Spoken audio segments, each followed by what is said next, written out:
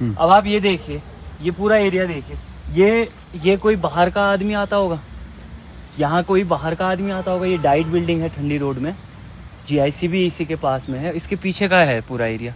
अब यहाँ कोई बाहर का आदमी आता होगा क्या, जो हम कहते हैं कि बाहर के लोग हमारे पहाड़ों में आके गंदगी कर रहे हैं। पूरा एरिया देखिए आप, यहाँ बारिश आ रही है, पूरे नदी में चले जा रही है, नीचे रोड टूट रही है। इसका रिस्पॉन्सिबल क्या कोई बाहर के लोग हैं? हम ही लोग तो हैं। हम लोग दूसरों को ज्ञान देते फिरते हैं कि गंदगी हो गई, हमारे पहाड़ खराब हो रहे हैं, तो ये कौन कर रहा? हम खुद ही नहीं सजग हैं इन चीज़ों को लेके। अब कौन इसको सफाई करवाएगा क्या? और फिर हमें ये चाहिए कि हमारे पहाड़ ख़राब हो रहे हैं, यहाँ से पूरा कूड़ा नीचे रोडों में जा रहा है, और नीचे रोडों में फिर आपका कचरा फैल जाता है, और पूरी गंदगी कई किलोमीटर तक फैली रहती है। तो इसका भी दोषी कौन? हम ही लोग हैं। और हम लोग एक्सेप्ट करने को तैयार नहीं हैं। हम लोग ये मान लेते हैं कि हम तो उधर रहते हैं, हम तो इधर रहते हैं, हमने कुछ थोड़ी ना किया है, इस एरिया वाले को पता होना चाहिए। देखिए, खुद से कोई ना कोई आपको निकालना पड़ेगा, कोई ना कोई ऐसा डिसीजन तो लेना पड़ेगा जिसमें कम्युनिटी डेवलपमेंट हम कर सकें।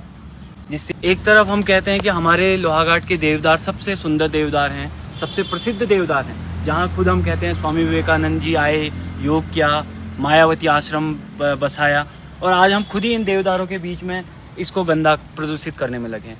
हमारे यहाँ से बूबू जी लोग आया करते थे, पिताजी लोग जाया करते थे।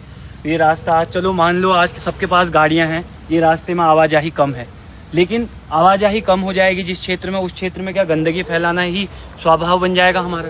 तो ये हमने सोचना है। तो इसका दोषी है कौन, ये हमने खुद से पूछना है। तो आप अपने से पूछिए कि आप कहाँ पे कूड़ा फेंक रहे हैं। कूड़ा तो वैसे भी आप कहीं पे भी हों, आपके पास आज के टाइम पे 10 कूड़ेदान बने हैं।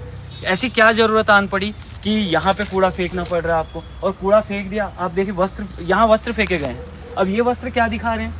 वस्त्र तो जलाए भी जा सकते थे, किसी को दान भी दिए जा सकते थे। सबसे बेस्ट चीज़ है जो रिसाइकिल हो सकती है। तो इन कपड़ों को यहाँ फेंकने की क्या जरूरत थी? लेकिन लोग जानने को तैयार ही नहीं है कि हम क्यों कर रहे हैं ये सब। जो हम बड़ी बड़ी बातें करते हैं कि सिविक सेंस पहले आप अपने घर में सीखिए ना। पहले आप कहाँ थैली फेंक रहे हैं, कहाँ गंदगी फैला रहे हैं, उससे पहचान होती है सिविक सेंस की। तो आप इस चीज़ को जानिए और इन चीज़ों को ये मन में मानिए कि वाकई में हम ही दोषी हैं और इन्हें हमें ही ठीक करना पड़ेगा।